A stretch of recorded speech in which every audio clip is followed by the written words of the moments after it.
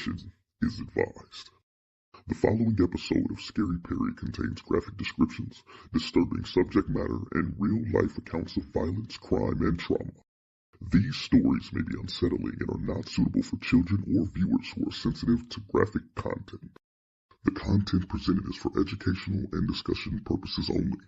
We do not glorify violence, nor do we intend to exploit the victims involved. Listener discretion is strongly advised. If you choose to continue, brace yourself.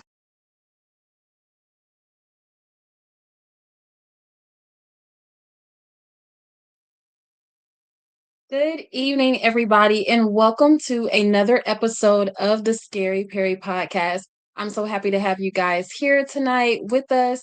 And tonight we are discussing part 2 of the Kenneka Jenkins case. Okay, part 2 of the Kenneka Jenkins case. So we are stepping deeper into one of internet's most controversial death investigations. And it's not just myself here tonight. Who else do I have in the building with me? We can't hear you. It's muted. Okay, try it again. It's your girl, Mila B. And the B stands for about to break down this case and wrap it up. So I am super excited because I done some deep diving and digging today alone with this case. And honey, I got some stuff. Like, I got some more theories, some more conspiracies. Because really what we're going heavy on is not just about the freezer, the conspiracies, the questions. We're also diving into the settlement that her mom received today. Or not today, but we're also diving into the settlement that her mom received. So a 19-year-old disappears. Let's kind of recap. Disappears after a hotel party. Surveillance footage shows her stumbling through empty hallways, and hours later, she is found dead inside a hotel freezer. Police say it was an accident. The internet says it was something darker. And somewhere between the facts, the rumors, the lawsuits, and the unanswered questions lies the reason the world still talks about Kenneka Jenkins almost decades later. And that is the unknown. Literally the unknown. So, Mila, since we've last discussed this Kenneka Jenkins case, have you done some research and found anything new out or anything like that? Not as far as, the same stuff that you found about her mom accepting a settlement, and once the money ran out, she started talking. Okay, so we're on the same page with the fact that, yes, the money ran out and she started talking. So we're on the same page as that, right? Mm-hmm. Okay. 1 second. Trying to just get this share on real quick. And if you are viewing the live right now, make sure you like, comment, repeat, share the live. But for the most part, I need you guys, if you're on Facebook, head on over to the Scary Parre YouTube. Pretty soon we will no longer be on the Facebook platform. So head on over to the Scary Parre YouTube page, comment, like the video, get involved in the conversation. Let us know some of the theories that you have regarding this topic and regarding this case. All righty, Smiler Brazy, are you ready to dive on in? Mm-hmm. Okay. The moment everything changed. At approximately 12:25 a.m. on September 10th, 2017, a Crowne Plaza Hotel employee made a horrifying discovery. Inside a walk-in freezer was the body of 19-year-old Kenneka Jenkins. Now, imagine being that employee, opening that freezer door, cold air rushing out, and realizing somebody had been inside the freezer for hours. Possibly alive at one point, or possibly trying to get out.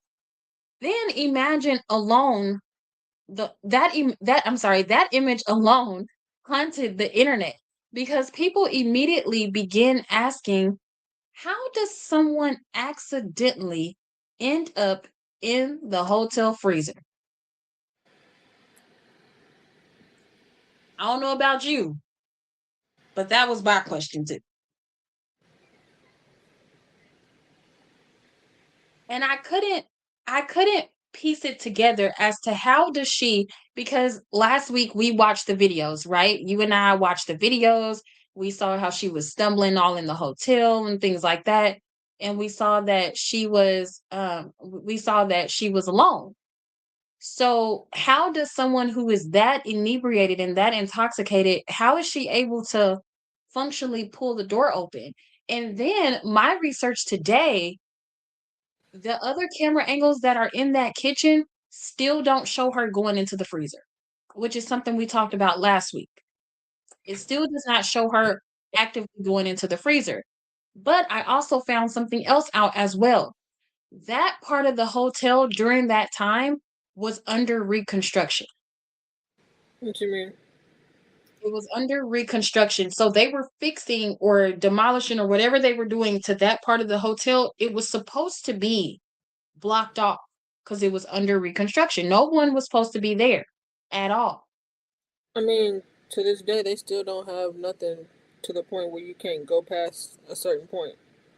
Like certain hotels got a whole lock and key system. They still don't have that. So I don't believe that. I do. I believe that it was under construction, but do I believe that they had it blocked off like how they should have? No, I definitely don't think they had it blocked off like how they should. And the only reason why I believe it was under construction was because I did the extra research today, and there was construction logs for the employees that were there, the construction employees that were there working on that side of the hotel. Now, here's where, I said, but not at night though. No, of course not at night. The whole thing I'm getting at with that is that area, with it being under construction, from reports, was supposed to be blocked off, but it wasn't.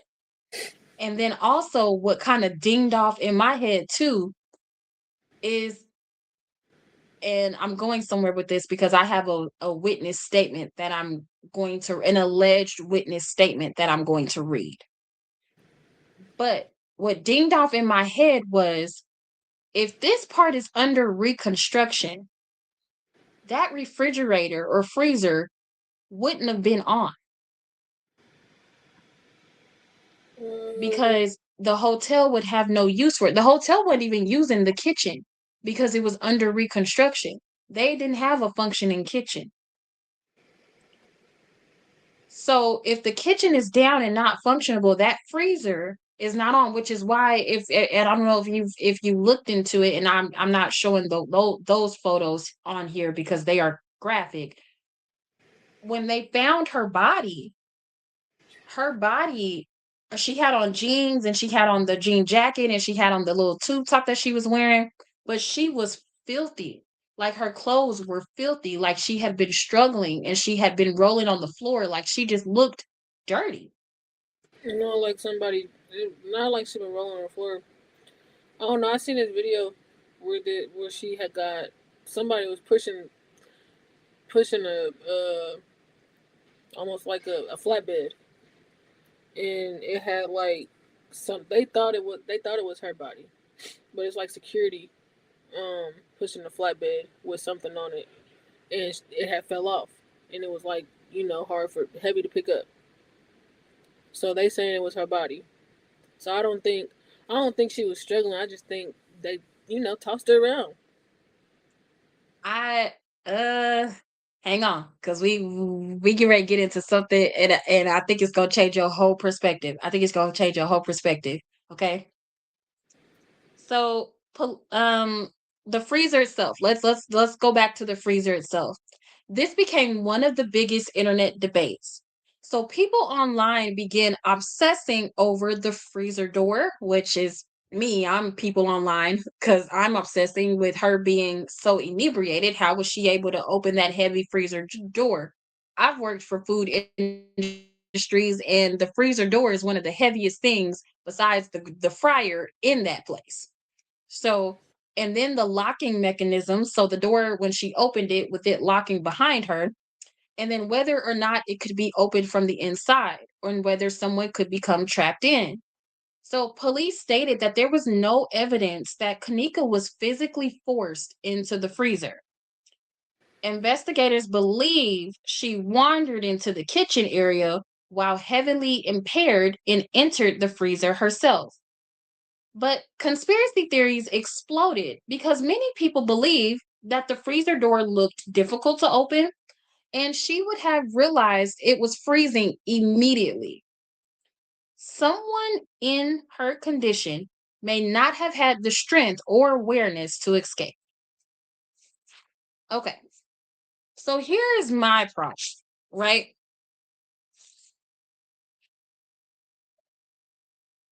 I did some digging. Okay, I did some digging. And there is an alleged witness statement in the Kenneka Jenkins case. The reason why I say there is an alleged witness statement is because they didn't charge anybody with her death. As far as I know, They don't have proof. They can't charge anybody. They don't have proof. However, this alleged witness statement, if the police actually followed through, probably would have gave us our proof. Are you ready to hear it? Mm-hmm. You hear me? Yeah, I can hear you now. Are you ready to hear it? Yeah. Okay. So here's the witness statement in the alleged witness statement, and I keep saying alleged because I can't say for actual factual if this is an actual factual witness statement. This is just some of the research that I've done, and it's pretty close to actual factual. So let's go. On September 9th, 2017, and this is the witness talking here, okay? On September 9th, 2017, at about maybe 2:30 a.m., I went to the Crowne Plaza Hotel to chill with my boy Macho, who works as the midnight security. Maybe twice a week, I go there to spark up with Nacho on his break. We go down to the kitchen area that is closed and we smoke up in the cooler. Usually it's just me and Macho, but on this night, there was an older man who looked like a janitor smoking with us. Macho introduced us, but I forgot his name. So maybe about 15 to 20 minutes into our session, some drunk chick came walking into the cooler. Everybody, including the girl, stopped and stared. The girl looked drunk and a little surprised. But when she looked at Macho, she seemed to recognize him. Then she started to smirk, walking towards us. She asked Macho what was he doing down here smoking that stink stuff when Macho giggled and asked her what was she doing down here. She almost fell to the side and said those girls taking too long with her stuff and she need air. She was talking with her eyes closed and it was hard to hear her. She told Macho she feels funny. Then Macho grabbed her by her waist and told her he will make her feel better. Macho started looking at us, smiling, and started to take her pants down. She could barely resist, but she was asking him what was he doing. Macho started to from behind, and her body was limp with no energy, and soon me and the other guy went. I felt stupid for it. Macho went to go again, but started getting crazy and bit her. That's when she finally got some energy and grabbed Macho's face and smacked him. Macho got mad, so he picked her up and slammed her right on her face.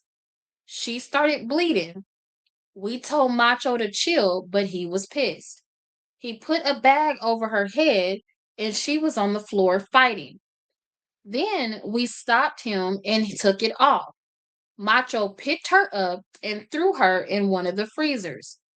She was still alive, but was coughing and crying. Macho turned the freezer on and shut the lights off and told us, let's go. The next day, Macho told me she died and the family and friends were causing trouble but not to worry because his guy would hold us down. I can't believe it went this far. We were just having fun. Thoughts? I mean, they had That was already a lot. no, cause I seen the video already for it. Uh-huh. It's a video on TikTok saying security guard did that, but Mm. they said that's where the whole flatbed came in at. They said the older security guard or one of the security guards had a flatbed and it had a body with a bag in it, Mm. and it had fell off and it was a blood stain on the floor. So that I had already seen the video for it. I seen it on TikTok. It's just I didn't know what happened before then. They just said he had a body on, the flatbed. Okay. Or what Okay. seems to appear to be a body on a flatbed. Okay. So, but they said he got charged for it. But that's the thing though. When I'm not seeing anybody get charged. They said the older man got charged. He did? Or a security guard got charged. Really? Yeah. So when I read this, I was just like, wow. To me, it was very heavy. Mm-hmm. It was very heavy because then I was like, because I remember when the case first broke, I kept saying like when the photos first broke and me and my friend Markina was trying to be Crime Stoppers, I kept saying this girl looks filthy, Markina. Like she looks dirty. She looks dirty. Like she looks like she was fighting. Looks like it was a struggle. Looks like she rolled all over the ground. And I was like, well, maybe when she was walking through the hotel, maybe she fell a couple times and the cameras just didn't pick that up. But now this would explain why she looked dirty. Why when they found her on that floor and like she looked like she had been fighting. She looked like that. Mm-hmm. Crazy work. To me, it was crazy work. But furthermore, when he said Macho turned the freezer on, isn't that I'm battling with that. So when he said Macho turned the freezer on, that also kind of was like, huh, it makes sense now. It was under construction. The freezer was never supposed to be on. First of all, they weren't even supposed to be down there smoking in that area. But because nobody really goes down there except for the construction workers, they felt like it was okay. Which that would explain why any barricades was moved. What you mean? Like anything to close off that area for construction purposes. That would explain why because it was probably moved out the way. If this is correct, and if they were in there for about 15 to 20 minutes into their session, the little spot for them to get in there too, they probably created an opening. That's how she got there. You see what I'm saying? Yeah. So if they were there 15, 20 minutes into their session and she's walking in there, they created that opening, whatever barricade that they had. It's null and void. I mean,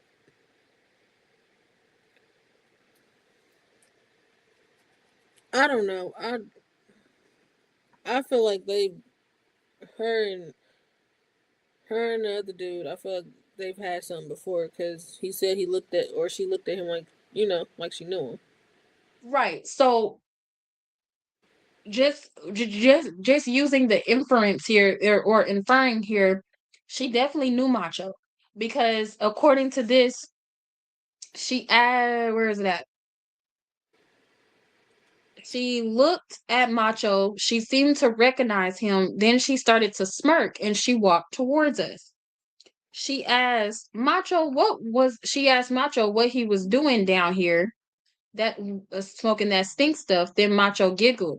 So, and then also let's take some things into account here. Okay. Mm-hmm. She just came from a party that had 31 people in there in that party. What if she really didn't know Macho, right? But she saw him upstairs at that party that she was at.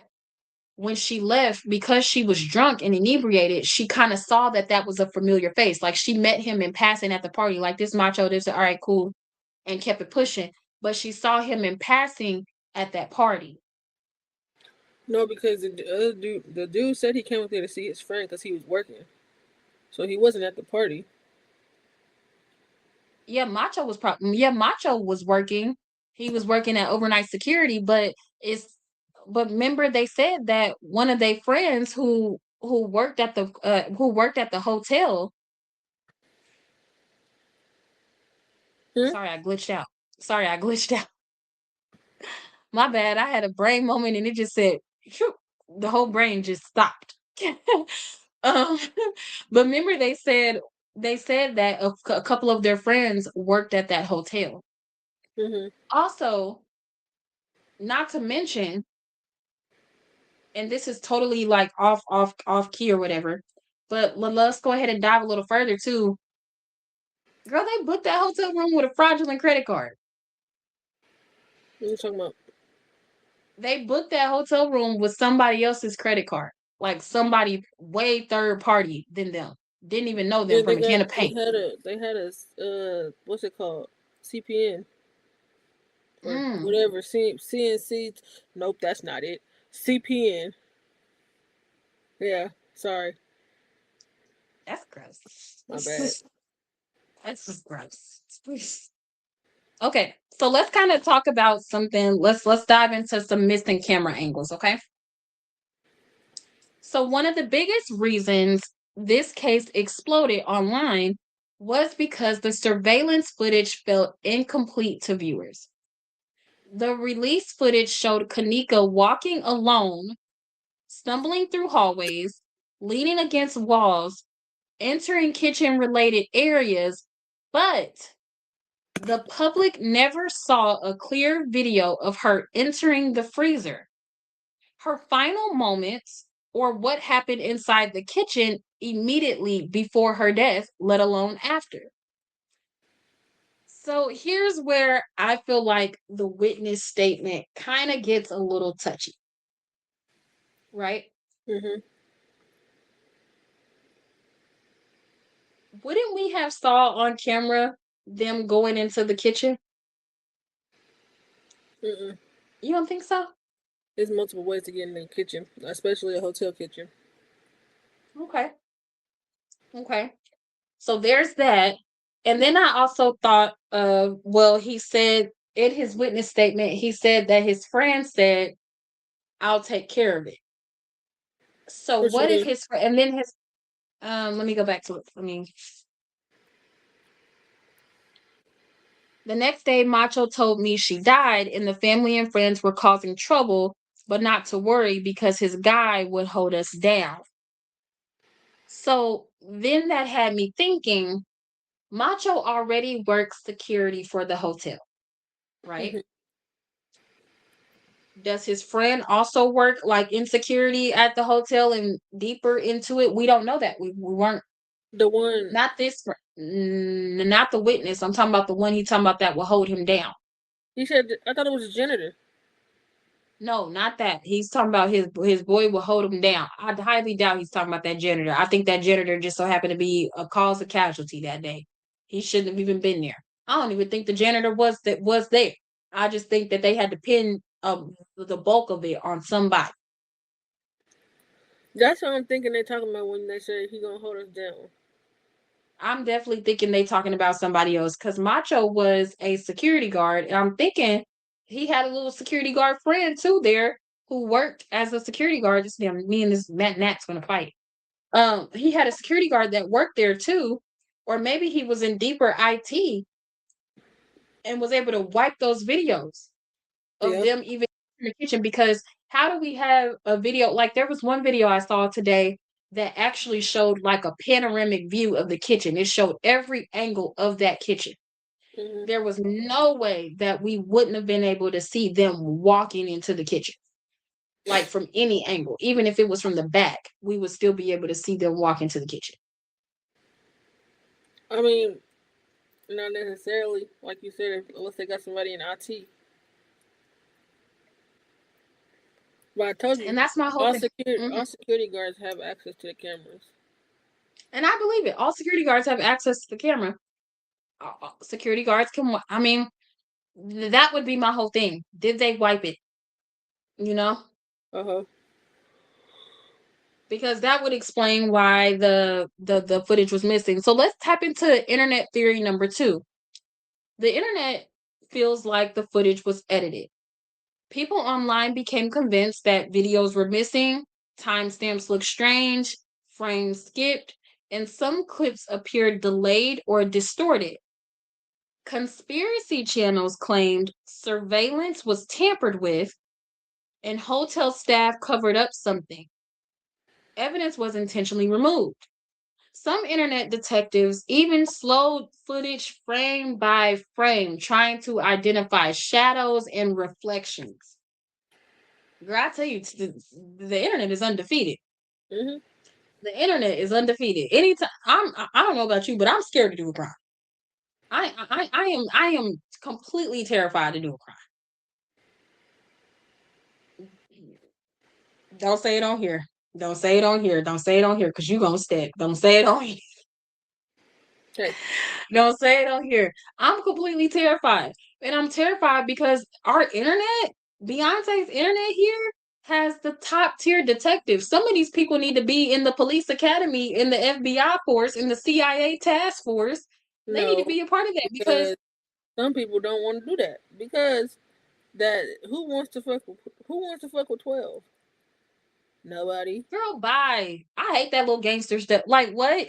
Don't nobody want to fuck with 12. So it's like if they friends become it's like telling somebody that grew up in the hood, that's from the trenches, oh, I'm going to the police academy. You working with the feds? Well, good job. I'm proud of you for bettering your life. I'm sorry that you are an upstanding citizen and you're not from the trenches like I am. Like, be so for real. Don't nobody think like that, Perry. A lot of people think like that. No, they don't. Like that. A lot of suburbians think like that. A lot of out south. I'll take it. I'm suburban. I'll take it. I'll eat that up. Suburban. Green is like, come on now. Green is fuck. Like Green is fuck on St. Patty's. It's crazy. Girl, I am the St. Patty's. Like, hell no. Like, be so for real. And it's just, but it's crazy to me how literally the internet took this case and blew up with it. So Facebook live videos, let's talk about that too. This is where the case became internet infamous. I mean, this is where it blew up. At the party, several people recorded Facebook live videos. Yeah. And viewers became obsessed with analyzing every second. So we had Jane over there in the corner recording. We had the other girl who was sitting on the bed, Irene. We're going to call her Irene because I think that was her alias name, Irene. No, we had her sitting on that's her name? Yeah. Okay. So we had Irene sitting on the bed with the reflective glasses capturing a crime as it was happening. And being a setup artist, and then we had a couple. What? So, my gears in my head started going. He probably was at the party. She probably turned him down. Okay. Now your gears are spinning in the direction that I was trying to get them to go earlier, but you weren't picking up when I was putting down. But now that you picked it up, hello, how you doing? I'm glad to see you're here. All right. So. Yes, she probably turned him down at that party. And he probably was like, so in my mind, I'm picturing, she goes, why are you here? Like, cause she's drunk. So she's like, how did you get here? Cause she's trying to figure out how he got in the same vicinity as where she's at, because she doesn't really know where she's at. Mm-hmm. So she's like, why are you down here smoking that? Stuff like that. And he goes, yeah. Because in his mind, he started plotting on her as soon as he saw her come through that door. Crazy, right? Crazy.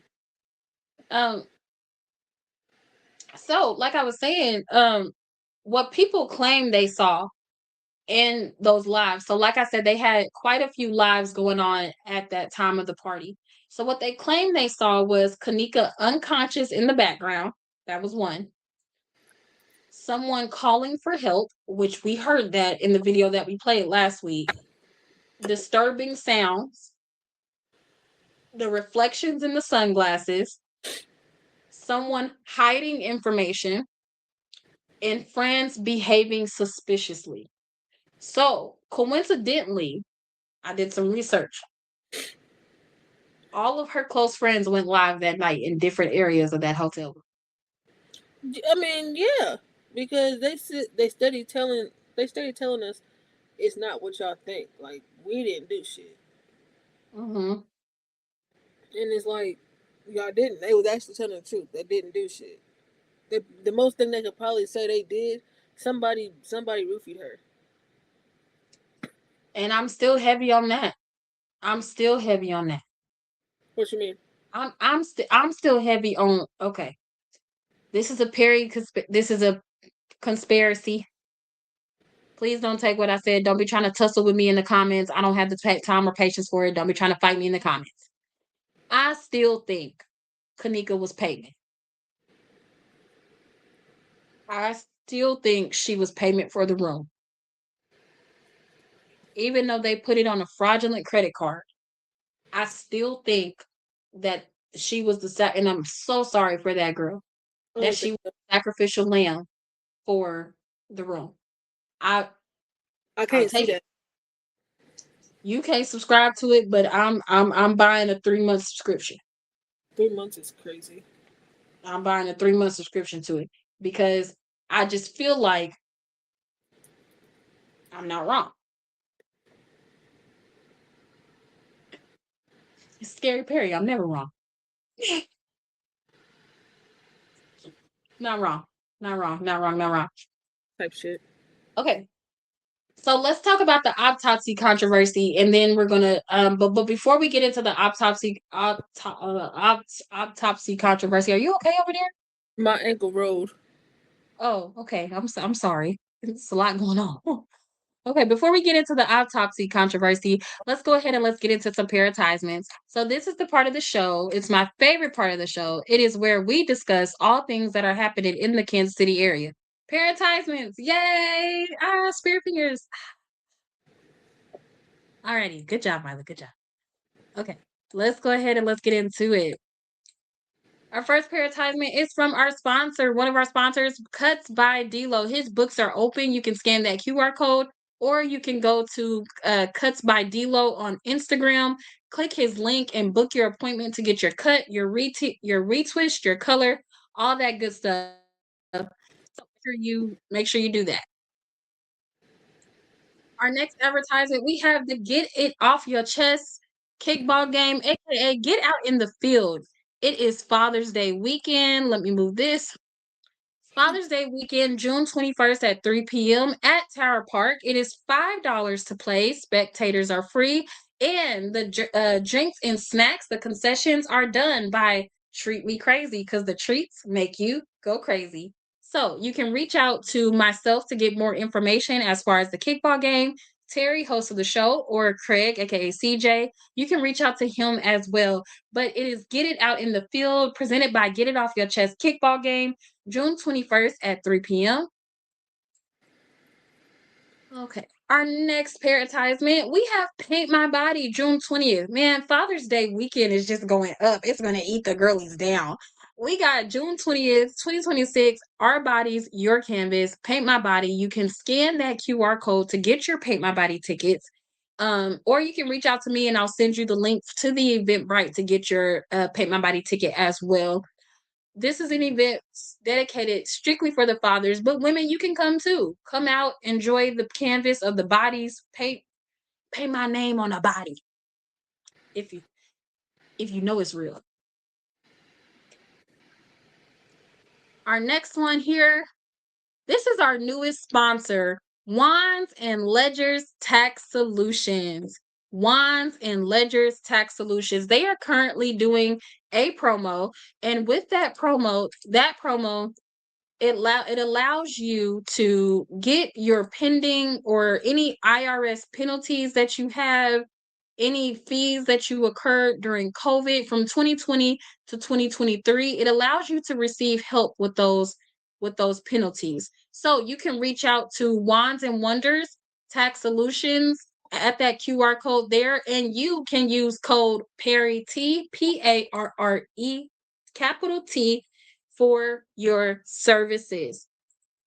If you need a website to go to for that, hit that website right there. It is www.wandsandledgers.com, and it is partnered with Hannah Percher. You can reach out to her on Facebook as well as Instagram, all that good stuff. But for now, scan that QR code in the corner of that screen over there. And then for my TikTok viewers, scan that QR code right there to go ahead and get your thing scheduled, your consultation scheduled. And just in case for those of y'all who need the QR code a little bigger, there it is for you.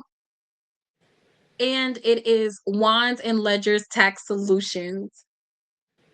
Alrighty, and before I move forward from paratisments, Smiler Brazy, did you have any paratisments that you would like to discuss? No. No? Okay, perfect. Let's go ahead and let's get into the second half of the show. We are going to talk about the autopsy controversy. I want to give a shout out to everybody who is following on TikTok, everybody who is following on Instagram and Facebook.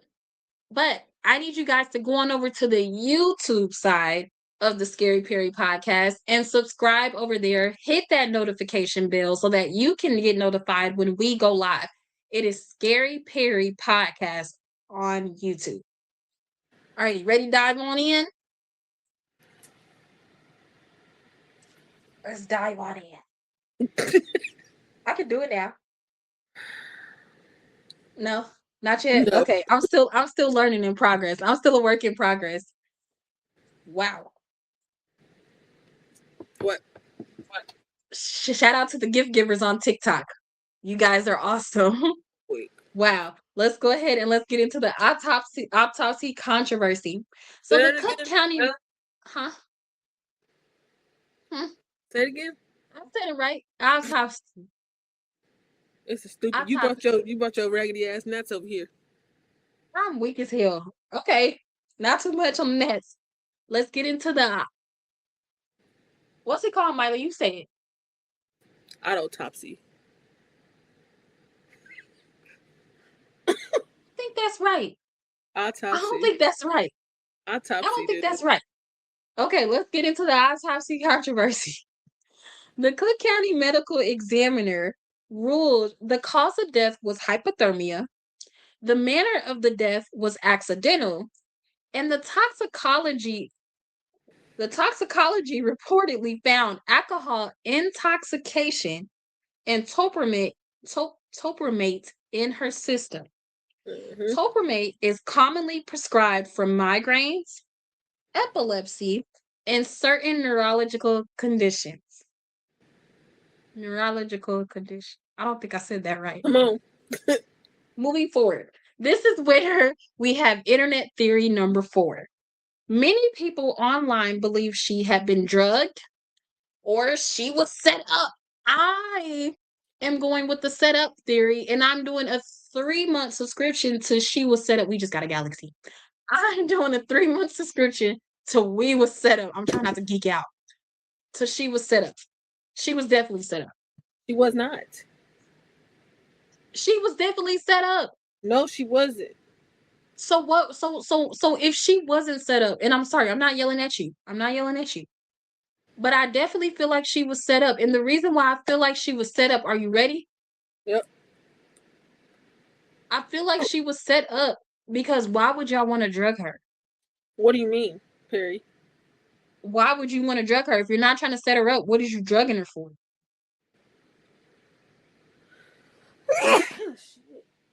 Made you cough. Aha. First of all, it was sneeze. Made you sneeze. Aha. No, but anyway, bless you. Are you okay? They act like, or not even that. You act like people don't get drugged all the time. That's why they tell you to cover your drink with a napkin. Poke a hole through the napkin and cover it. So you're listen, Linda. Listen, if you're drugging somebody, the intent is to make them unconscious so that you can do what? You could hurt that person, right? That don't mean they set her up. Right? Okay. I didn't say that. Listen. You did. Oh, you see this? You see this? You see it? It's better than making your ass itch. Okay.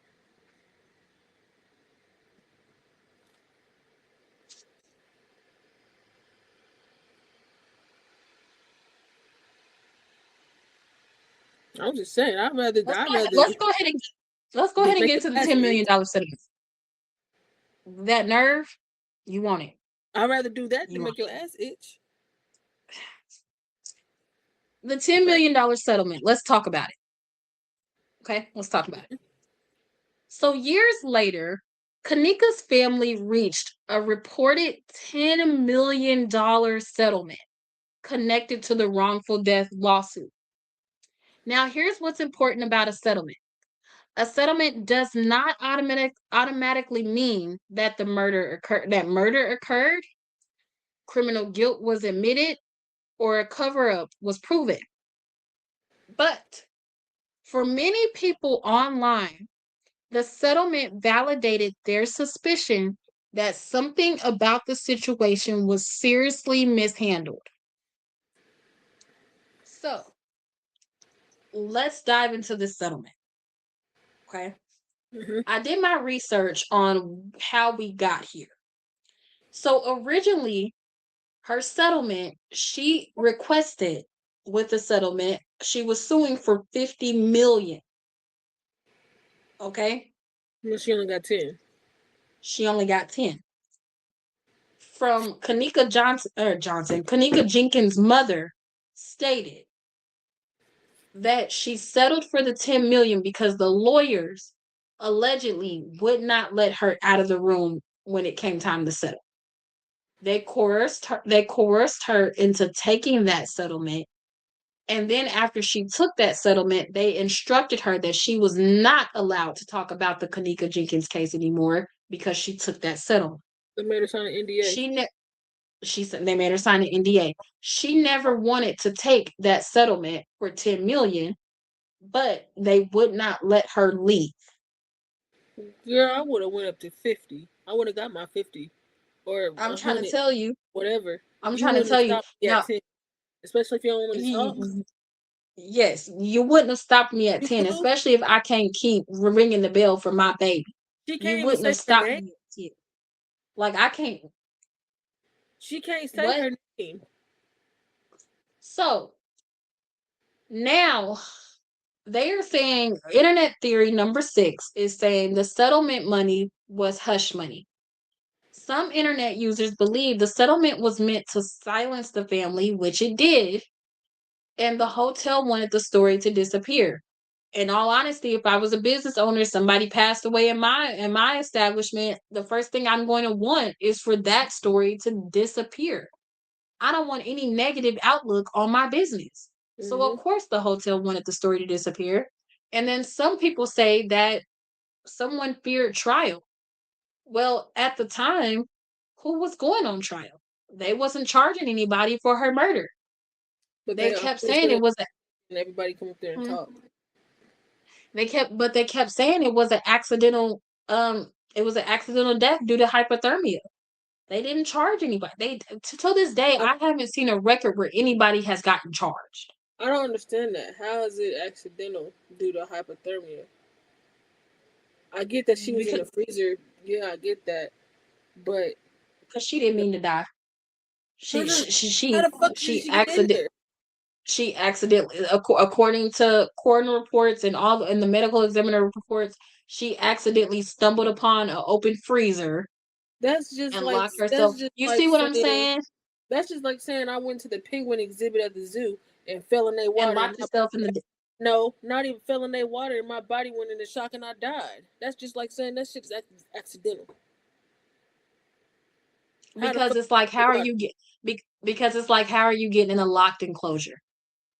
How did you get there? So that's the bigger question. And that's the question that's on everybody's mind is how did you get here? Bitch, That's she the caught the question on bus. everybody's mind. Huh? Huh? Mind blown. Be so for real. My bad. I'm sorry. I don't even think nobody heard me. So we can move past it for real, for real. Hey, you know my humor is dark. It's horrible. My It's bad. hate. Okay. So yeah. But and then lately, and we're gonna say this, and then I'll ask you if you have anything as far as scary therapy with this. Um, and then another thing we kind of want to dive into is from what I'm hearing and from my understanding is that funds begin to run low for mom. Mom blew through 10 million. I don't understand how. I Hey, mean, neither here nor there. Neither here yeah, nor there. funeral costs and stuff like that, but Which is 15 grand. You had 10 million. That hey, leaves you. That leaves you 945 million left. hey, what you got to show for it? Okay, so apparently, and I don't know the circumstances of their family. I don't know any of that, and I'm not going to judge that, but neither here nor there for us. Unfortunately, mom blew through that money, allegedly. And because she blew through that money, now she's talking. She's talking a lot too. And she's talking about how the lawyers silenced her and her family and how the police so remember last week I had said that the police released 36 hours of footage to the medical examiner and to the family only because at the time that was the research that I had and that's what it told me. The police never released the footage to the family. They still claimed to release it to the medical examiner because they had to get the time, but they never released it to the family. So mom never saw the footage of her walking into that freezer. So she talked about that. She also talked about she's also talked about how she had a mental breakdown. There was allegedly reports that she was walking down the middle of the street butt naked. And I'm not talking Little Nas X naked, her mom. I'm not talking Little Nas X naked where she had like underwear on and cowboy boots. No, she was like Shorty was butt naked. Shorty was bootay. Butterball. What they say? The stripper business starting in Africa. She was that.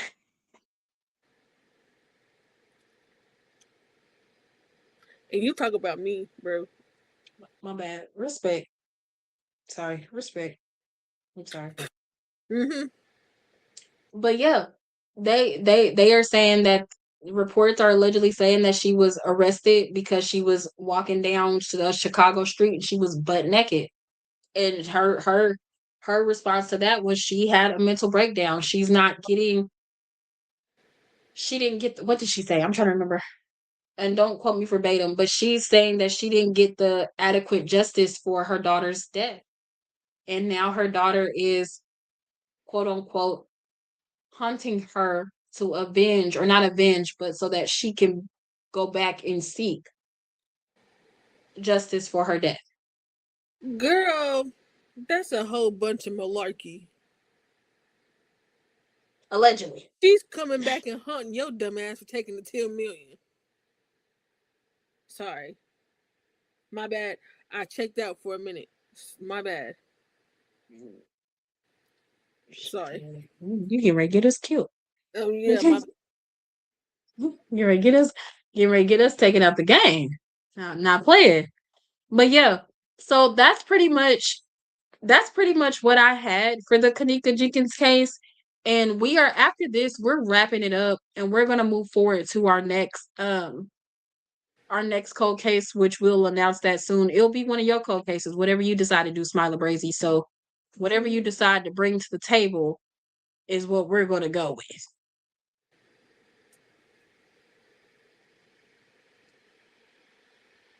interesting. It's okay. It's okay. You can lead it. You'll do fine.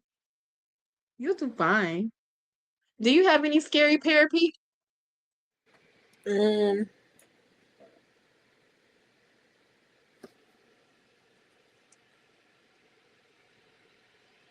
So Mm-hmm. I feel like we answered this, but I'm gonna ask it anyways. Okay. How does grief influence a person's ability to accept official conclusions? Grief can make a person be in denial about conclusions. Grief can really cause a Or what? person, huh? As far as what? As far as being willing to accept what happened. Like let's take all this to account. Let's say the social media realm never existed. We never had social media FBI investigators, TikTokers, none of that. We never had that to help us dive into some of these cases. A lot of these families would just have to take the case as is. And grief will make it to where you are in denial about what actually happened. Like if we never had the TikTok world or the internet world to dive in to break down the case and to question everything, unfortunately, Kenneka's mother would just kind of be like, honestly, I think she would be like, dang, my daughter passed, but I got to take it for as it is because nobody's questioning what's going on. And grief will sometimes grief makes you question everything in itself. Okay. Uh oh.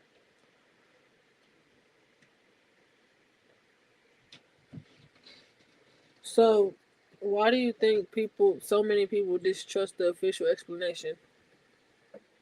Distrust the official explanation. Mm-hmm. I think so many people distrust the official explanation because the police have lied to us so many times. I mean, I don't think it's necessarily lying. I think it's just trying to, keep people out of certain things that don't have Man, nothing listen, to do with them. this question is very touchy. And what I really want to say, I might get canceled for. And I'm just starting to grow my audience. I'm like, um,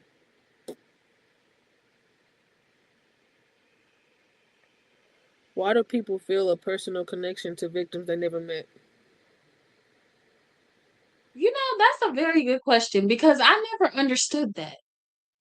Is it I think because her color? What? Because she young? What? I think that's what a lot of this was. My I bad. think that's what a lot of this was for us was that Kenneka Jenkins could have been a Mila Wright. She could have been a Perry Thompson. She You could have know been how a many Paisley. times, bro? You know how many times after this whole case, my mama didn't let me on her site? That's what I'm saying. That's what I'm saying. So it's one of those things where we sympathize. One, we sympathize with the family because she was our age when this happened. We were just graduating high school. She was just graduating high school. She No, we was wasn't our even age. graduated yet. It's happened what? No, this happened 2017. We graduated 2016. Oh, Yeah. So she was just graduating. So it's easy to sympathize with that person or have empathy with that victim because that could have been you. It could have been me. We're both Black women. We're both, hey, we both like to go out, have a good time for a time or two. And she was yeah, just young and having fun. but like, I don't know, like when CJ off of, get off your chest. He said you gotta know when to go home, like leave. You gotta know when to leave. When you get that feeling of when it's time to leave, leave. Yeah, you got to know when to go home. However, when you're already 3 shots in and somebody has roofied your drink, you no longer know when to go home.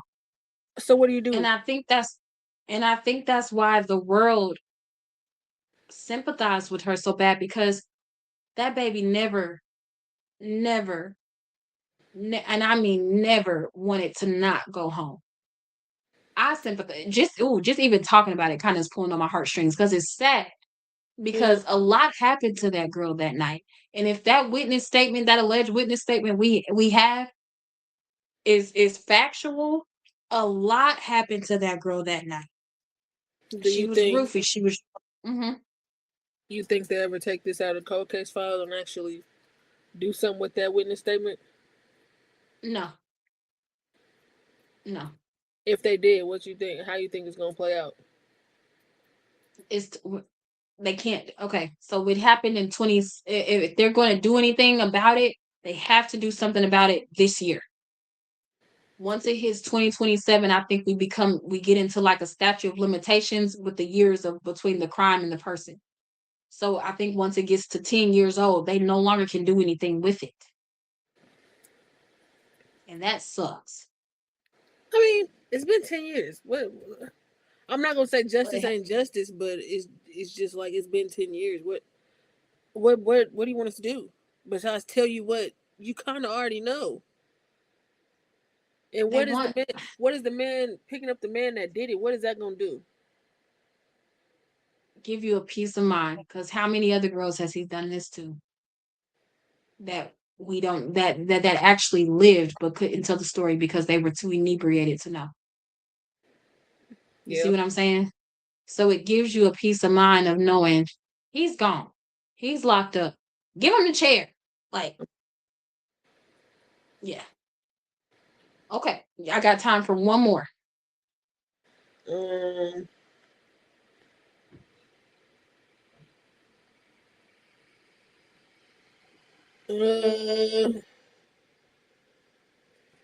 if you don't have one more, that is totally okay. What's the psychological impact of never receiving answers that feel complete?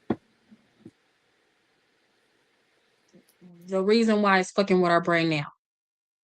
We don't know what happened to this girl. She's not allowed to tell us. There's the truth. There's her story. There's the person who did it. She's not alive. We don't know who did it. We will never get the truth. Yeah. You see how that kind of fucks with you? That kind of messes with your...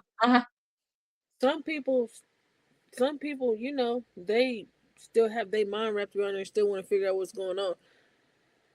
When it initially happened, yeah, I wanted to figure out what happened. But it's like after so long and so the periodic of time, you're not really thinking about that shit no more. Right. Because so much other shit done happened. Yeah. Yeah.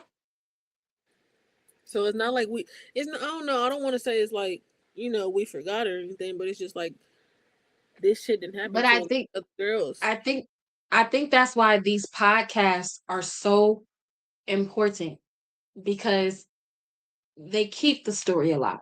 They keep her name alive. And yes, I know it's hard for the families and the victims' families and their parents and stuff like that to keep hearing how these podcasters are diving into the story and everything.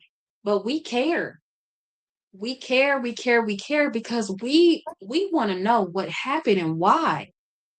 And I know it's like some things you're not going to get an answer to, and that's okay. But man, like for instance, one of the cases that I would like for us to dive into is the Shaquilla Robinson case. That was the next one. That's what I was going to show you. Oh, okay. So for those of you guys who don't know who Shaquilla Robinson is, she was the girl who was over in Mexico with her friends, and but that she did not come. That one was solved. But I want to dive. The only reason why I want to dive into it is because there's some therapy things in there that I would like to merge with Scary Parre. So, yeah. But other than that, I don't have anything else. What about you? All right, you ready for the closing? Yeah. I got a script. The death of Kenneka Jenkins became more than a case. It became an internet obsession, a conspiracy rabbit hole, a conversation about negligence, and a symbol of mistrust in official investigations. Whether you believe the official ruling or whether you think there's more beneath the surface, one truth remains. Kenneka Jenkins should still be alive today. And for many people, that alone is why this case refuses to die. I want to thank you all for tuning into the Scary Parre Podcast. If you haven't already, head on over to the Scary Parre YouTube page, like this video, subscribe to the podcast, turn on your notification bell so you know when we're live, because pretty soon we're going to be off of the Facebook channels. If you also haven't already, make sure you scan this QR code and book your appointment for Wands and Ledger's tax solutions. Get on in on that tax penalty bonus. They are helping you guys with that. Sign up, and you can use code Parre T, my name right there, somewhere right there, my name. You can use my name right there, Parre T, in your discount code as a referral or in your referral code.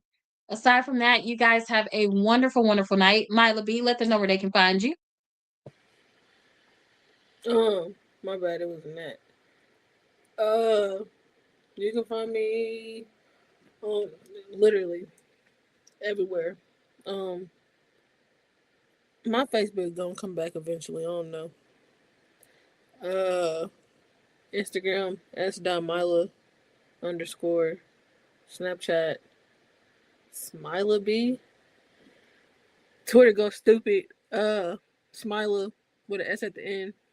So Smilas. Yeah. Alrighty, and you guys can follow me on Instagram at Parre T Management. You can add me on Facebook at Parre Thompson and at TikTok at Parre P. You can follow me on Twitch at Parre Plays because I'll be playing all these games. And you can also follow my gaming duo, Game in Heaven 100. He is on the path to Twitch, being a Twitch partner. Follow us. Quit playing. Follow us and subscribe. And on that note, thanks for watching Scary Parre. I did the toddlers and tiara thing. All right, bye guys.